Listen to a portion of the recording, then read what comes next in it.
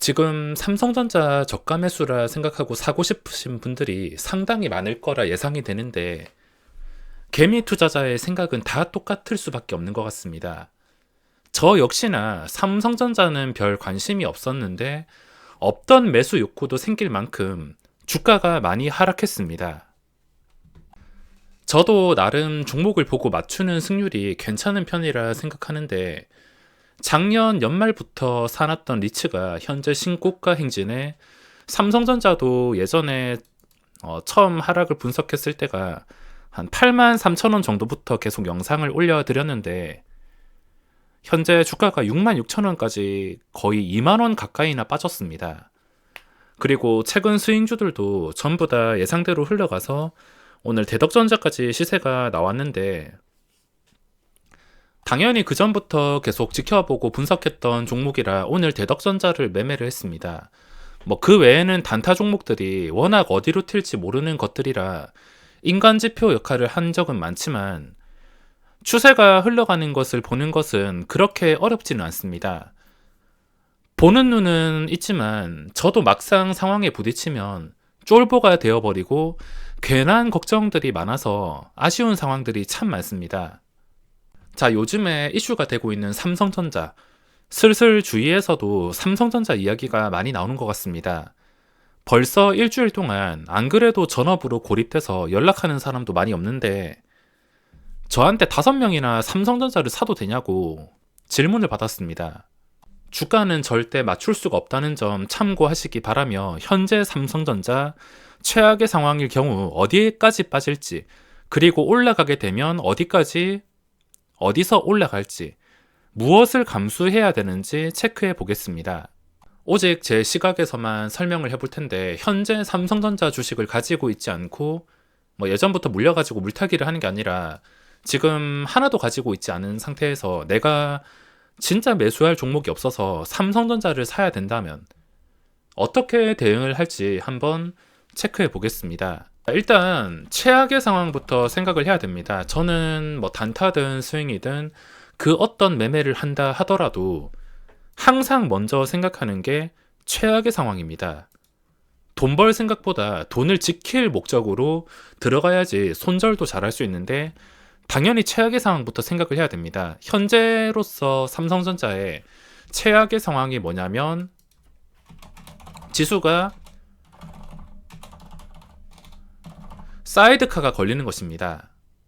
현재 지수 상태가 그렇게 좋진 않은데, 많이 떨어졌다 싶은데도 폭락이 나오는 게 하락 추세입니다. 어떠냐면, 지금 당장 생각나는 게 특이하게 유나이티드 제약이라는 종목인데, 폭락은 이런 추세에서 나옵니다. 황금선 밑에서 마감하는 시간이 길면 길수록 작은 하락이 큰 하락도 아니고, 이런 작은 하락들이 모여가지고 큰 하락이 나온다 생각하시면 되는데, 삼성전자의 현재 최악의 상황까지 생각한다면 지수가 사이드카 걸릴 정도로 폭락하는 것입니다. 자, 여기서 생각해 볼 수 있는 것은, 만약에 사이드카 걸릴 만큼 지수가 폭락하게 된다면, 물론 지수는 나중에 어떻게 될지 절대 알 수 없습니다. 이런 것들을 생각하고 내가 어디까지 감수하겠다 생각하고 들어가는 것이지, 앞의 일을 예측하고 알거나 그럴 순 없습니다. 만약에 사이드카가 걸릴 만큼 지수가 폭락해서 저점을 깨버린다면, 현재가에 매수한다 하더라도 마이너스 5% 정도는 감수를 해야 됩니다. 진짜 최악의 상황엔 10%, 한 이 정도까지라 보고 있으며, 물타기가 아니라 지금 신규 매수로 현재 가격에서 분할로 접근을 한다 하더라도 저는 충분히 가능하다고 보고 있습니다. 대신에 한 방에 넣는 게 아니라 이 정도를 감수해야 될 수 있기 때문에, 그 뒷일까지 생각을 잘 하고 접근을 해야 되며, 모두가 또 앞에 오자리를 기다릴 수가 있는데, 지금 삼성전자가 5만원대가 되려면 차트가 여기까지 내려가야 되는데, 저는 이쯤에서는 당연히 없던 매수 욕구도 생길 만큼 충분히 매수할 만한, 저가 매수할 만한 타이밍이라 생각하고 있습니다. 지금은 6만원 중반대, 좀 위에서 거래가 돼서 그렇지, 만약에 6만 원 초반대까지 내려온다면 충분히 매수할 만하다 생각하며, 지수가 만약에 여기서 사이드카가 걸릴 정도로 폭락이 나온다 하더라도 그 충격은 일시적일 거라고 생각을 하고 있습니다. 폭락한다 하더라도 뭐 여기서 예전 폭락처럼 제자리로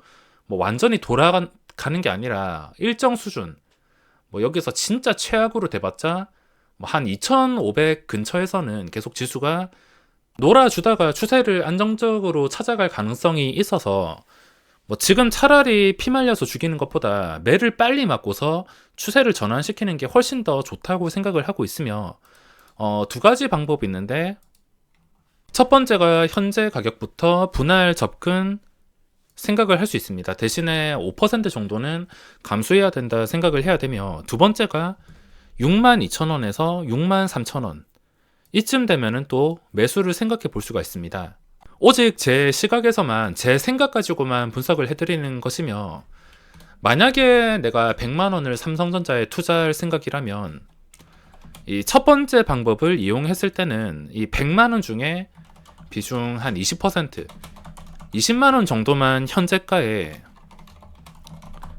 접근이 가능한 상태이며, 나머지 80%는 당연히 나눠가지고, 또 20%는 더 추가 하락한다면 한 65,000원, 또 20%는 64,000원, 이런 식으로 비중을 맞춰가지고 매수를 하다 보면 평균 단가는 대충 한 64,000원에서 65,000원 사이가 나올 수가 있습니다. 자, 그리고 두 번째 방법으로 매수를 하게 된다면, 저는 이 가격이 왔을 때 내가 무조건 삼성전자를 매수할 계획이라면 처음부터 매수할 금액의 비중, 전체 자산이 아니라 이 금액 중에서 50% 바로 들어갈 것 같습니다. 전체 자산이 아니라 매수를 예상하고 있는 금액에서 50%, 그러니까 50만 원. 그리고 추가 하락이 나온다면은 한 61,000원 정도에서 나머지도 들어가서 버티면은 그렇게까지는 나쁘지 않을 싸움이라 생각을 하고 있습니다. 이게 8만 원부터 계속 하락해서 진짜 피 말리듯이 안 좋은 추세가 이어가고 있는데, 이런 추세가 길어질 수밖에 없는 게 그동안 수급이 너무 많이 꼬였기 때문에 어쩔 수가 없습니다. 이게 풀어지는 데는 시간이 꽤나 소요가 되거나, 아니면 확실하게 푸는 방법은 예전 시장의 폭락장처럼 매 맞을 만큼 한 방에 맞은 다음에 추세를 완전히 전환시키는 방법이 있는데, 감수해야 될 거 생각을 한다면 5% 정도면 나쁘진 않습니다. 어차피 뭐 시장에서 다른 종목들 아무거나 들어간다 하더라도, 아무리 좋은 종목을 들어간다 하더라도 5% 정도는 쉽게 감수를 하기 때문에, 원래부터 고점에 물려가지고 물타기를 하는 게 아니라 신규 매수로 분할 접근으로 5에서 10% 손실 정도는 감수할 상태라 보고 있습니다. 자, 오늘 제가 한 일이 크게 세 가지가 있는데, 첫 번째는 리츠 팔고 싶어서 미칠 것 같다. 제가 평소에는 몇 개월 동안 리츠 호가창도 신경을 쓰지 않았는데, 오늘은 다른 모니터에 리츠 호가창을 관찰했습니다. 지금 손이 덜덜 떨려가지고 눈앞에 수익이 찍히고 이게 말이 되는 각도인가 생각이 들 만큼 상승하고 있어서, 기본 배당받을 물량도 익절하고 더 싸게 잡고 싶은 생각밖에 들지 않습니다. 이게 제가 안 쓰는, 눈에 보이지도 않는 증권사, 차라리 설치도 안 된 증권사에 넣어놨으면 덜 신경을 쓸 텐데, 하필이면은 제가 키움 계좌에 있다 보니까 팔고 싶은 욕구가 주체할 수 없어서 고민이 커지는 날이었습니다. 그리고 두 번째가 쇼박스 단타. 오늘 거래대금 상위에서 쇼박스가 올라왔는데, 두 번 단타를 쳤다가 첫 번째는 성공을 하긴 했는데, 나중에 또 고점을 예상하다가, 고점 돌파를 이쯤에서 예상하다가 실패해서 손절했습니다. 결국엔 얼마 챙기지 못하고 두 번 매매로 마무리를 했는데, 당연히 매매 이유는 오늘 코스닥에서 거래대금이 가장 많이 나왔기 때문입니다. 순식간에 거래대금이 치고 올라갔는데 현재 3천억 원, 3천억이 나왔고, 이 정도 상태로만 마감을 한다 하더라도 그 다음 거래일에 먹을 자리가 또 생길 수가 있습니다. 그리고 세 번째가 대덕전자 단타. 이 대덕전자는 제가 며칠 내내 분석을 했던 종목 중 하나인데 결국에 고점을 뚫었습니다. 역시나 이 올라온 종목이 잘 빠지지 않게 된다면 이런 수급 주체들이 원하는 날에 원하는 시간에 주가가 올라가서 고점과 거리가 가까워진다면 잠깐 먹을 자리가 생길 수가 있습니다. 원래 이 대덕전자는 단타용이 아니라 스윙 쪽으로 접근하기 괜찮은 종목이었는데 제가 며칠 전에도 설명드렸듯이 갑자기 지수 상태가 별로 좋아지지 않았습니다. 4월 6일부터 안 좋은 캔들이 뜨면서 지수가 갑자기 내려앉았는데 이때 충분히 5일선을 회복할 때 4월 7일 원래는 원칙으로 4월 7일 날 종가의 스윙으로 들어갈 만은 했지만 지수 때문에 당연히 접근을 하진 못했습니다. 그래서 고점에서만 단타. 이것도 매매 영상으로 준비했는데 고점과 거리가 가까워지는 타이밍에 한 29,300원쯤에 들어가서 잠깐 먹고 나왔습니다.